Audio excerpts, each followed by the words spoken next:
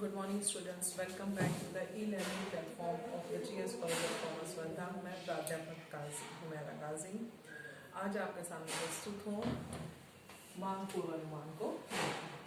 इससे पहले के वीडियो लेक्चर्स में हम लोगों ने दूसरे यूनिट के 3 चैप्टर्स जो हैं कंप्लीट कर चुके हैं, जिसमें हमारा है मांग विश्लेषण, मांग की लोच और इसी के साथ साथ हमारा तटस्थ वक्र। आज हम दूसरे यूनिट का चौथा और आखिरी चैप्टर स्टार्ट करने वाले हैं और ये चैप्टर है हमारा मांग पूर्वानुमान। तो मांग पूर्वानुमान क्या है, इसकी विशेषताएं क्या है और साथ ही साथ इसको निर्धारित करने वाले घटक कौन से हैं, वो आज हम इस वीडियो लेक्चर में देखेंगे। तो पहले हम देख लेते हैं मांग पूर्वानुमान। बेसिकली जब हम मांग पूर्वानुमान की बात करते हैं तो मांग पूर्वानुमान ये 2 शब्दों से मिलकर बना है। पहला तो है मांग, दूसरा है पूर्वानुमान। जब हम मांग की बात करते हैं तो मांग क्या है? मांग बेसिकली किसी व्यक्ति के द्वारा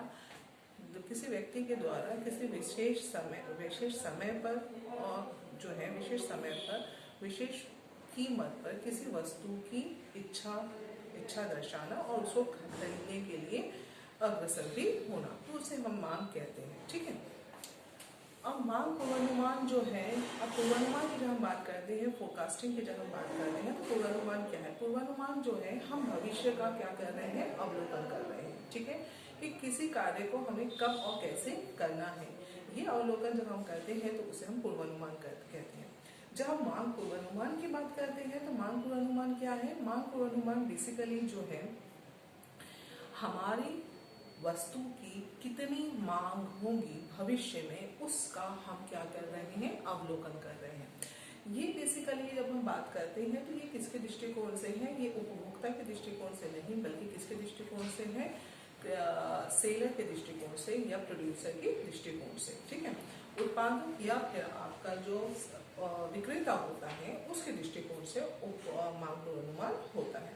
क्योंकि जब हम बात करते हैं मांग पूर्वानुमान की, तो हमारी जो वस्तु है, एक जो विक्रेता होता है या जो एक उत्पादक होता है, वो हमेशा ये सोचता है कि जिस चीज़ का वो उत्पादन कर रहा है उसका भविष्य में कितनी मांग होने वाली है, ताकि वो उस मांग के अनुसार उस वस्तु को बाजार में लेकर आए। ठीक है, क्योंकि क्या होता है, यदि हम मांग के अनुसार वस्तु बाजार में नहीं लेकर आ पाते हैं तो क्या होगा कि हम जो है बाजार से जा सकते हैं, बाजार से हमारी एग्जिट हो सकती है, क्योंकि हमारी वस्तु की जो मांग है वो वस्तु बाजार में उपलब्ध नहीं है। तो हमारे जो क्रेता है, वस्तु के जो उपभोक्ता है, जो क्रेता है, वो दूसरी वस्तु की तरफ डाइवर्ट हो जाएंगे और हम हमारे मार्केट का शेयर जो होता है, जो उपभोक्ता जो विक्रेता है या जो उत्पादक है, वो अपने मार्केट का शेयर जो है वो खो सकता है।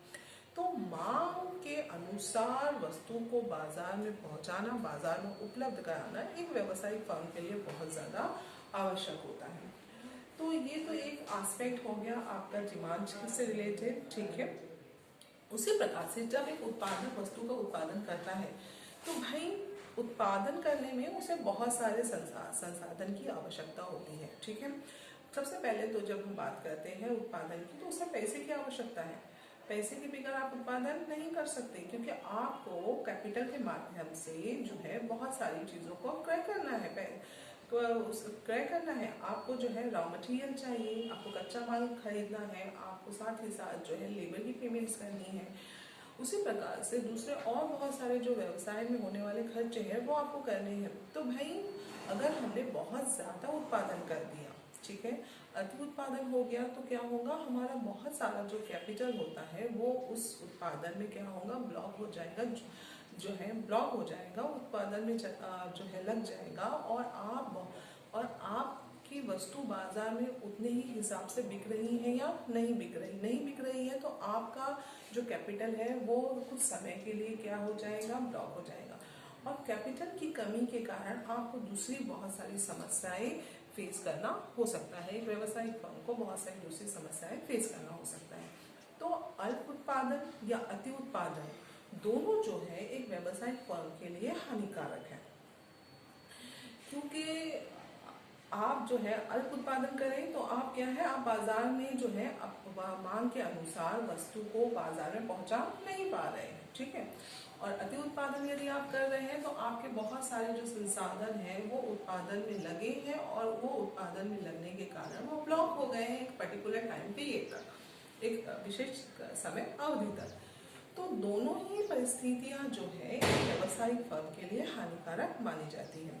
तो भाई ये बहुत ज़रूरी है कि एक उत्पादक और साथ ही साथ एक विक्रेता अपनी वस्तु का जो वस्तु का वो विक्रय कर रहा है या जो उत्पादक वस्तु का उत्पादन कर रहा है उसे ये बहुत ज़्यादा ज़रूरी होता है जानना कि भाई उसके उत्पाद की भविष्य में कितनी मांग है, ताकि वो उस मांग के अनुसार जो है वस्तु को बाजार में ला सके। तो इकोनॉमिक पॉइंट ऑफ व्यू से, व्यवसायिक दृष्टिकोण से एक व्यावसायिक फर्म के लिए मांग पूर्वानुमान एक बहुत ही इम्पॉर्टेंट एस्पेक्ट है, ठीक है।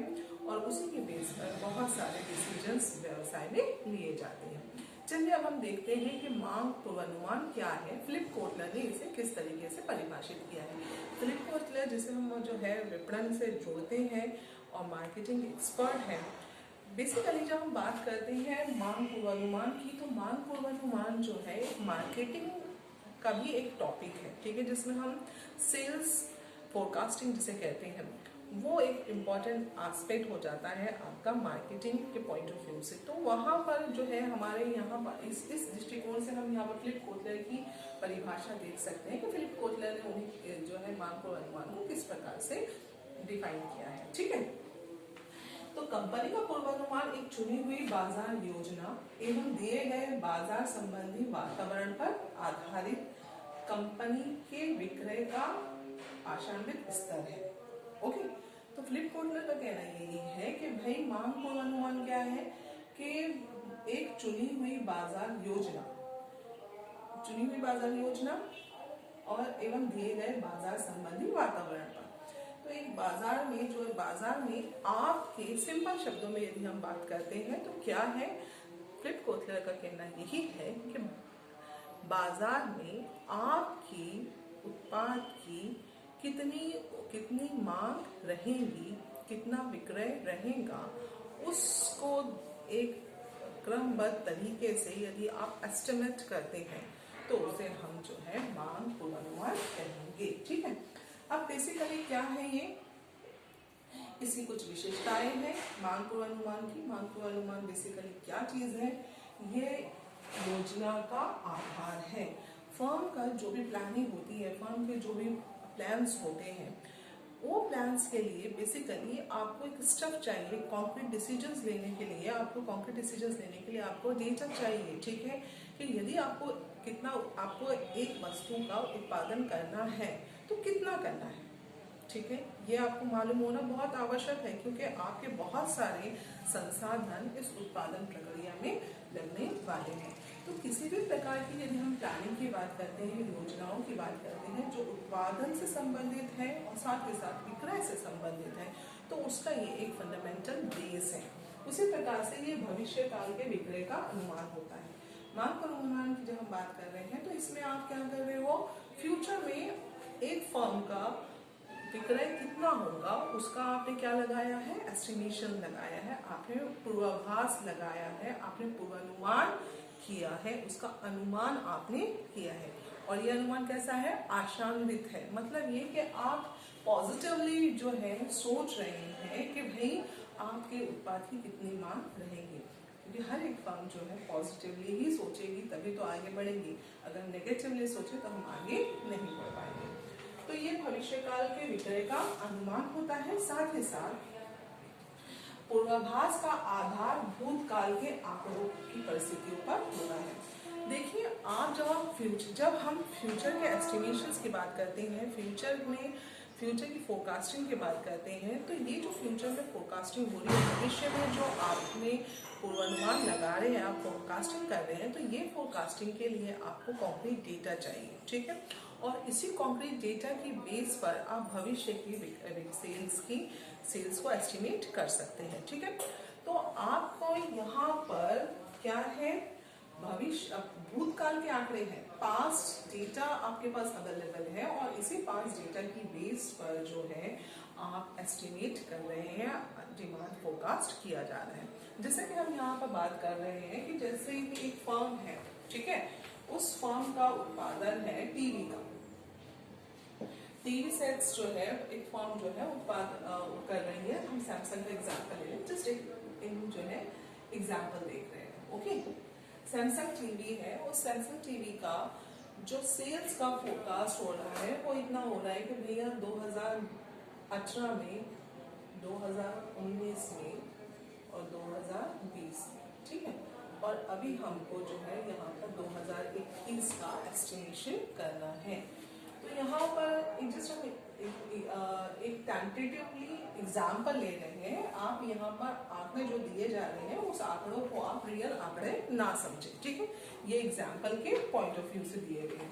तो टीवी सेट्स के एग्जाम है, जैसे कि यहाँ पर 50,000 यूनिट्स जो है उसके डिमांड हो रहे हैं, ठीक है, या सेल्स हुई है 2018 में, वहीं पर ये जो है 51,000, यहाँ पर वो 52 और 55,000 के लगभग रहा, ठीक है, जो सेल्स रहा है।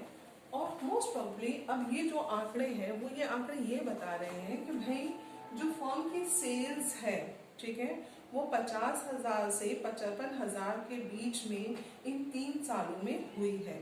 तो most probably in 2021 there may be the possibility that the sales will increase by 2,000 or 3,000 units. So it's estimated that there will be the sales of around 58,000 units, or it may be of the 60,000. So what is there? हमने क्या किया, हमारा जो estimation है, हमने जो forecasting की है, ये फोरकास्टिंग हमने किसकी बेस पर की है? ये फोरकास्टिंग हमने पास्ट डेटा की बेस पर, ठीक है, भूतकाल के जो आंकड़े हैं उनकी बुनियाद पर हमने भविष्य काल की जो है भविष्य में होने वाली सेल्स की फोरकास्टिंग की है, उसका पूर्वानुमान लगाया है, मांग का पूर्वानुमान लगाया कि हमारे उत्पाद की भविष्य में कितनी मांग होंगी, ठीक है। पूर्वानुमान एक निश्चित समय के लिए किया जाता है, ठीक है, एक आप एस्टिमेटेड टाइम, आप जो है टाइम बेस्ड होता है, ये आप जो भी पूर्वानुमान करते हैं वो एक टाइम बेस्ड हो रहा है। आप उसमें अगर एक फर्म है, ठीक है, वो फर्म 1 महीने के लिए भी सेल्स फोरकास्टिंग कर रही है, वो 1 साल के लिए भी कर सकती है, ठीक है। तो कुछ फोरकास्टिंग जो हो रही है वो शॉर्ट पीरियड भी होती है, शॉर्ट पीरियड बेस्ड भी होती है और दीर्घकालीन भी होती है, ठीक है। तो जो आप फोरकास्टिंग कर रहे हैं, क्योंकि दीर्घकालीन फोरकास्टिंग जो है उसका कॉन्सेप्ट अलग चीज़ है, ठीक है, आप जो अल्पकालीन बात कर रहे हैं, शॉर्ट पीरियड की, शॉर्ट टर्म प्लानिंग फोरकास्टिंग की बात कर रहे हैं, तो वो चीज़ें अलग चीज़ है। तो आपको एक ध्यान में रखकर, तो आपको एक पर्टिकुलर तत्व को, घटक को ध्यान में रखकर टाइम पीरियड को कंसीडर कर बेसिकली जो है प्लानिंग होती है और पूर्वानुमान होता है। तो पूर्वानुमान एक निश्चित समय अवधि के लिए होता है, ये शॉर्ट पीरियड बेस्ड भी होती है, ये लॉन्ग पीरियड बेस्ड भी होती है, ठीक है, ओके। यह मुद्रा के रूप में भी है और अथवा वस्तु की इकाई के रूप में भी होती है, ठीक है।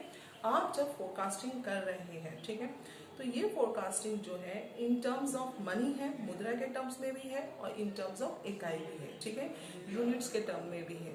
यदि हम बोल रहे हैं कि 50,000 यूनिट्स की सेल्स भविष्य में होंगी या 60,000 यूनिट्स की सेल्स भविष्य में होंगी, 60,000 यूनिट्स डिमांड होंगे, तो बेसिकली ये क्या है, 60,000 यूनिट्स डिमांड होंगे, तो that is actually in terms of units, ये किसके टर्म में है, इकाई के रूप में है।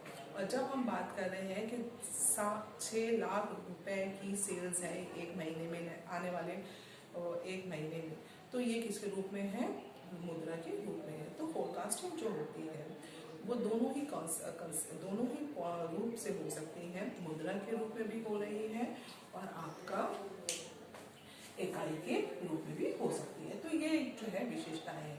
अब जब हम मांग पूर्वानुमान की बात करते हैं तो मांग पूर्वानुमान को बहुत सारे घटक है और तत्व है जो उसको निर्धारित करते हैं, ठीक है। पहला है अवधि। तो आप जो है अवधि की जब हम बात करते हैं तो पीरियड्स की बात कर रहे हैं, तो शॉर्ट पीरियड भी हो रही है ये, अल्पकालीन भी है और लॉन्ग पीरियड।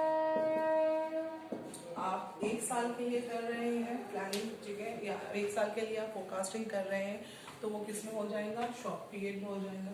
1 साल के ऊपर के लिए आप कर रहे हैं तो वो लॉन्ग पीरियड। तो अल्पकालीन भी होती है और दीर्घकालीन भी होती है, depending upon the firms requirement, ठीक है। ये किस पर डिपेंड कर रही है, जो फर्म है, जो संसाध जो आपका फर्म है, व्यावसायिक फर्म है, उसकी रिक्वायरमेंट के अनुसार जो है, तो वो शॉर्ट पीरियड बेस्ड भी हो सकती है, लॉन्ग पीरियड बेस्ड भी हो सकती है। पूर्वानुमान का स्तर व्यापक भी हो। जब पूर्वानुमान के स्तर की बात करते हैं तो ये बेसिकली जो स्तर है ये 3 प्रकार के होते हैं। एक व्यापक स्तर है, दूसरा उद्योग के स्तर पर है और तीसरा है फर्म के स्तर। जब हम व्यापक स्तर की बात कर रहे हैं प्लानिंग में, फोरकास्टिंग के बेस में, तो यहाँ पर पूरी अर्थव्यवस्था की सिचुएशंस को देखते हुए, व्यापक रूप से जो है फोरकास्टिंग हो रही है। सारे देश की आर्थिक दृष्टिकोण को देखते हुए पूरे देश के लिए आप जो है मांग पूर्वानुमान कर रहे हैं, ठीक है। उद्योग स्तर पर यदि हम बात करते हैं तो किसी एक विशेष उद्योग की जो है आप क्या कर सकते हैं, उसमें भी फोरकास्टिंग हो रही है। और फर्म स्तर पर एक व्यावसायिक फर्म के स्तर पर भी, जैसा कि हम बात कर रहे हैं, आप एग्जाम्पल ले लीजिए सीमेंट का, ठीक है। तो सीमेंट की जब हम सीमेंट की मांग के लिए हम पूर्वानुमान कर रहे हैं तो फर्म जो है उस वक्त देश की पोजीशन जो है, व्यावसायिक सिचुएशन जो है, आर्थिक परिस्थिति जो है, उसको ध्यान में रखकर भी एस्टिमेशंस होंगी। अगर मार्केट में मंदी है, ठीक है, डिप्रेशन है और मंदी है, मार्केट में बहुत ज़्यादा उछाल नहीं है, बूम की परिस्थिति नहीं है, और रियल एस्टेट जो मार्केट है उसमें जो है मांग ज़्यादा नहीं है, तो यहाँ पर आपने जो बेसिकली डिमांड की फोरकास्टिंग कर रहे हैं आप सीमेंट की, तो यहाँ पर आपने क्या देखा, रियल एस्टेट का सेक्टर देखा, और रियल एस्टेट सेक्टर के साथ साथ आपने पूरे भारत का जो है पूर्वानुमान लगाया कि भाई उसकी वस्तुओं की रियल एस्टेट सेक्टर की मांग किस प्रकार है, ठीक है। फिर उसके बाद आ जाएंगे आप सीमेंट इंडस्ट्री पर, और उसके बाद फिर एसीसी सीमेंट की बात करें तो एसीसी सीमेंट जो है अपनी वस्तु का, अपने जो उत्पाद है एसीसी सीमेंट का, उसका मांग पूर्वानुमान करेगी। तो इसके स्तर जो है वो अलग अलग हो सकते हैं, 3 मुख्य स्तर होते हैं। अगर नीचे से ऊपर जाए तो फर्म की बेस पर, उद्योग की बेस पर, और साथ ही साथ व्यापक स्तर पर, मतलब पूरी आर्थिक अर्थव्यवस्था के दृष्टिकोण से भी आप कर सकते हैं। तो वस्तु की प्रकृति, अब इसका नेक्स्ट पॉइंट है वस्तु की प्रकृति। किस प्रकार की वस्तु है, ठीक है, उत्पादक वस्तु है कि उपभोक्ता वस्तु है। जब हम उत्पादक वस्तु की बात करते हैं तो उत्पादक वस्तु में बेसिकली क्या सी चीज़ है, कच्चा माल है, मशीनरीज है, ठीक है, जो एक उत्पादन प्रक्रिया में लगने वाली वस्तुएं हैं, तो मशीनरीज है, औजार है। तो ये उत्पादक वस्तु की यदि हम मांग की बात कर रहे हैं तो इसकी मांग कौन करने वाला है, इसकी मांग जो है एक उत्पादक ही करने वाला है, जो वस्तुओं का उत्पादन करता है। मशीनरीज और कच्चे माल की रिक्वायरमेंट जो है एक उत्पादक के दृष्टिकोण से होगी। तो ये जो उत्पादक है और उत्पादक वस्तु है, तो इसका जो डिमांड है बेसिकली वो लिमिटेड है। जो लिमिटेड है इन द सेंस व्हाट, किस सेंस में लिमिटेड है, क्योंकि जो उत्पादक है वो उनका जो स्तर है वो सीमित है, ओके। लेकिन जब हम उपभोक्ता वस्तु की बात करते हैं तो उपभोक्ता वस्तु में बहुत सारी वस्तुएं आ जाएंगी, अलग अलग वेराइटीज की वस्तुएं आ जाएंगी, और उपभोक्ता वस्तु की मांग करने वाले भी क्या रहेंगे, अधिक रहेंगे, क्योंकि हर उत्पादक हर कोई नहीं हो सकता, लेकिन हर एक व्यक्ति उपभोक्ता हो सकता है, ठीक है। यदि हम इस बात का अगर हम एग्जाम्पल ले लें मोबाइल फोन की, सिंपल आप एग्जाम्पल ले लीजिए मोबाइल फोन की, ओके। तो मोबाइल फोन के जो उपभोक्ता है, भारत में ही जो उपभोक्ता है वो कहीं बहुत ज्यादा है, करोड़ों में उनकी संख्या है। लेकिन मोबाइल फोन के जब उत्पादक की बात करें तो वहां पर आप नाम जो है हाथों में गिन सकते हैं, ओके। तो ये जो उत्पादक है उनकी जो वस्तुओं की मांग होगी बेसिकली वो लिमिटेड रहेंगी, लेकिन जब उपभोक्ता के दृष्टिकोण से वस्तु की मांग हो रही है तो वो उसका जो कैनवस होता है वो ज्यादा रहता है, लार्ज रहता है। सामान्य अथवा विशिष्ट पूर्वानुमान, ठीक है। अब जब पूर्वानुमान भी कर रहे हैं तो वो भी 2 है, एक जनरल है, दूसरा है स्पेसिफिक, ओके। सामान्य है और दूसरा है विशिष्ट। सामान्य और विशिष्ट की बात कर रहे हैं तो आप जो है पूरे जनरल पॉइंट ऑफ व्यू से एक बड़े स्तर पर देख रहे हैं और उसी को आप स्पेसिफिक पॉइंट ऑफ व्यू से भी ले सकते हैं। यदि हम खाद्यान्न की बात करें, इसको हम एग्जाम्पल के दृष्टिकोण से देख लेते हैं, सामान्य अथवा विशिष्ट पूर्वानुमान। यदि हम खाद्यान्न के पॉइंट ऑफ व्यू से बोल लेते हैं तो अगर हम भारत में खाद्यान्न की मांग पूर्वानुमान कर रहे हैं तो इसमें बेसिकली सारे खाद्यान्न आ जाएंगे, ठीक है। सारे खाद्यान्न पदार्थ आ जाएंगे जिसमें सारी जितने भी पल्सेस है, अनाज है, ठीक है, वो सारी चीज इसमें क्या हो जाएंगी, इंक्लूड हो जाएंगी। तो ये किसका हो गया, इसका क्षेत्र क्या हो गया, सामान्य। लेकिन यदि हम गेहूं की मांग पूर्वानुमान कर रहे हैं तो ये पूर्वानुमान कौन सा हो गया, विशिष्ट पूर्वानुमान कहलाएगा। ओके, तो ये सामान्य भी हो सकता है, विशिष्ट पूर्वानुमान भी हो सकता है। अब बाजार की दशा, बाजार में किस प्रकार की परिस्थिति है, कंपटीशन का स्तर क्या है, बाजार में जो है स्पर्धा की किस प्रकार की परिस्थिति है। ओके, स्पर्धात्मक बाजार है तो वहां पर मांग पूर्वानुमान करने के लिए मांग पूर्वानुमान जो है वो अलग तरीके से होगा। उसी प्रकार से यदि बाजार में मोनोपोली की परिस्थिति है, ठीक है, तो वहां पर बाजार उस वक्त जो है मांग पूर्वानुमान मोनोपोली के पॉइंट ऑफ व्यू से होगा, ठीक है।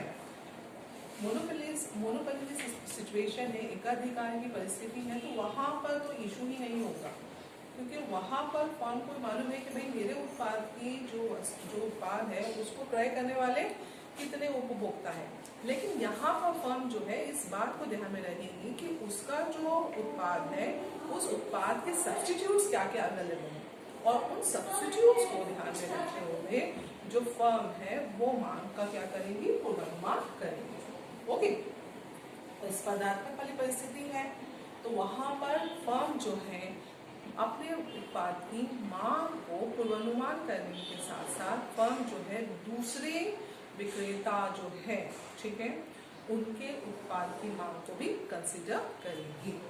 तो बाजार की दशा से उसी के साथ साथ बाजार में वस्तु की स्थिति, बाजार में वस्तु की स्थिति, बाजार में जो आप जिस वस्तु का आप पूर्वानुमान कर रहे हैं वो वस्तु नई है या पुरानी है, विद्यमान वस्तु है, ठीक है। अगर वस्तु ऑलरेडी मार्केट में एग्जिस्ट करती है तो उसका पूर्वानुमान करना बहुत ही आसान होगा, उतना ज़्यादा टफ नहीं है, क्योंकि उसके लिए ऑलरेडी आपके पास जो है पास डेटा अवेलेबल है, भूतकाल के आंकड़े जो है अवेलेबल है, और उन भूतकाल के आंकड़ों की बेस पर जो है पूर्वानुमान किया जा रहा है। लेकिन वस्तु बिल्कुल क्या है, नई है, ऑलरेडी वो मार्केट में सेल नहीं हुई है, तो वहां पर तो उस वस्तु की उस प्रकार की जो उस वस्तु की मांग के वक्त जो है फर्म को ये देखना होगा कि उससे रिलेटेड जो वस्तु है और ऐसे ही जो अदर वस्तु है, सब्स्टिट्यूट्स जो दूसरी उसकी वस्तुएं हैं, उनकी मांग कैसी है, और उन आधार पर जो है मांग पूर्वानुमान होगा। तो मांग पूर्वानुमान जो है उसके बाजार में वस्तु की स्थिति नई है या विद्यमान वस्तु है, ये ध्यान में रखना होगा। उसी प्रकार से पूर्वानुमान की विधि, ठीक है, बहुत सारी विधियां हैं और इन विधियों की बेस पर मांग पूर्वानुमान होता है। हर एक विधि की अपनी जो है मेरिट्स है, उसी के साथ साथ डीमेरिट्स है, ठीक है, कुछ उनमें खूबियां भी हैं और कुछ उसकी प्रॉब्लम्स भी हैं।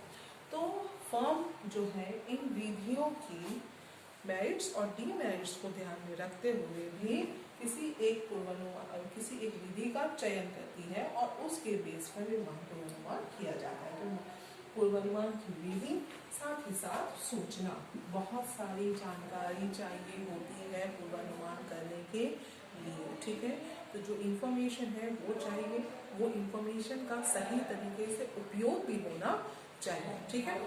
तो आज हमने जो है कि क्या देखा, आज हमने ये देखा कि भाई मांग पूर्वानुमान क्या चीज है, उसकी परिभाषा, उसकी विशेषताएं, साथ ही साथ मांग पूर्वानुमान को जो डिफरेंट घटक है, डिटर्मिनेंट्स हैं, उसी प्रकार से जो तत्व हैं, कौन कौन से तत्व हैं, कौन कौन से फैक्टर्स हैं जो मांग पूर्वानुमान को डिसाइड करते हैं, वो हमने आज देखा, ठीक है। इसके बाद के वीडियो लेक्चर में हम इसी चैप्टर से संबंधित जो दूसरे एस्पेक्ट्स हैं, ठीक है, मतलब आप जो मांग पूर्वानुमान कर रहे हैं वो किस प्रकार का है, ठीक है, शॉर्ट पीरियड है, लॉन्ग पीरियड है, ऑब्जेक्टिव्स जिसके हम कहते हैं, उसी प्रकार से इम्पोर्टेंस और साथ ही साथ मांग पूर्वानुमान की विधियाँ, ये एस्पेक्ट्स हम देखेंगे।